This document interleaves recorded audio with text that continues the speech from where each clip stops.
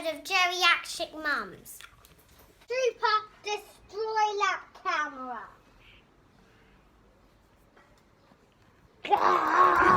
All the schools are opening, and this is the Geriatric Moms back to school from lockdown special report. Dun dun dun. So we found out on Wednesday that school is opening on Monday, and Nooa is going back to school. We're excited because it just means that we can work at the same time, so we'll have a little bit of more sort of normal life. We've had this sort of list of rules come through from school. Do you really think that they're going to be able to distance at school? No, and they're not saying that. They're basically saying year 1 and year 6 can, but reception it's impossible. But still, I just think maybe it will be such a different experience for him, and I hope it's not going to put him off. I'm also hope that I won't get told off because he's obviously not been homeschooled very well. So we've been sort of preparing him by obviously going through the rules and reminding him that you have to keep your distance as much as you can, and it's going to be very different. And we've kind of, yes, he is going back on Monday, but we've sort of said we'll take the first week and we'll see how, if he comes home disturbed or starts wetting the bed and stops sleeping, then we'll take him out again. But We kind of had a discussion and we decided we're not going to send him in. I just kind of think it's a bit too early. I think it's a decision based on economics, not on kids' safety. I'm not concerned about his learning at all. And basically, I just think the government has completely fucked up this whole pandemic, handling the pandemic, and we're not in a good situation. And I feel like it's kind of, with the private schools not opening until September, I feel like it's almost like a bit of a social experiment in your working classes or poorer people. We decided at least we're going to give it a week and we'll see what we do after that. We have started talking about school already, and we've talked about how it's going to be different, how he'll be with some of his friends but not going to be with all of his friends. He's not going to be with the same teachers, he might not be in the same room, and there's going to be a different routine. He was quite upset about that. He cried when he heard that he wasn't with his normal teacher. He's quite sensitive, so I'm a little bit concerned that it might impact him.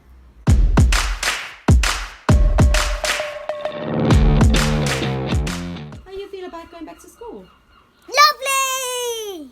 Why is that? Because I miss my friends. Yeah. Anything else? And my teachers! Destroy that camera! Mia, how do you feel about not going to school next week? Good and bad. Yeah, why is that? There's going to be pink class and yellow class, and Theo and Jasper are going to be in yellow class, and me and Sammy and Eliza are going to be in pink class. But you're not going back yet next week yet. You want to stay with Daddy for a bit, right? Yeah. Super, destroy that camera.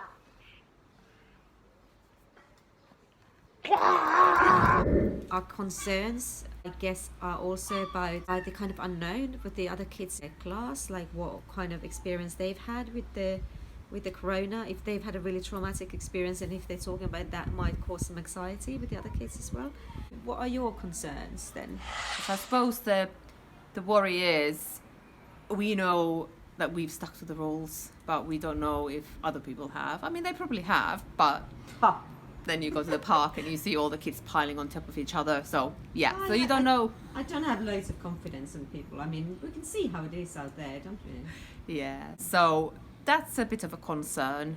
Another concern really is because Nooa and Mia are such good friends, and they're in different schools. And Nooa going back means that we're going to have to go back to square one. It's all about their mental health in a way, isn't it? I'm probably more worried about the mental health, but going back to something that is completely different to what he's expecting. Yeah, exactly. Rather than the virus so much. I guess the other thing might be guilty mom moment that is a bit concerning is that, it's just getting back to the morning routine, because at the moment our morning routine is like we get up, I do some yoga, he watches a tablet. And we have to kind of start having breakfast and putting our clothes on and shit like that. That's going to be a shock to the system for everyone. I think that's a bit of a mummy fail if that's the reason why you're not sending your child to school. Well, that's not the main reason we're not sending him to school. Sure. But if we look at the positives, if we're trying to get the kids to see the positives about the situation, it's obviously not just the schools opening. And it is just a positive for us as well. Other places are starting to open as well. So we're obviously not going to tell them that like the toy shops are open, like until they find out themselves. Or like that soft, well, I assume soft places are not opening for a while, but who the hell knows with this world. But you know, there's going to be places like a Yellow Wave, playgrounds might be open. There's going to be fun places that are going to be open as well, and maybe like some bars with beer gardens. So you know, there's positive silver linings, man. Check out our silver linings episodes if you haven't already.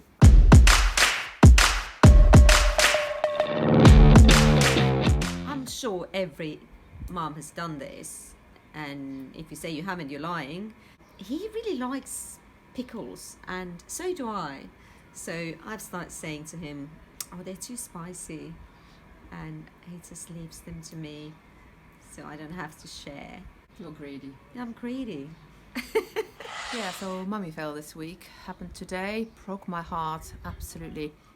We have this rule that he always has to be able to see me and I have to be able to see him. So I went for a walk on the beach today with a friend and her daughter, socially distancing, of course, and it was Obviously. pissing down with rain and fucking cold.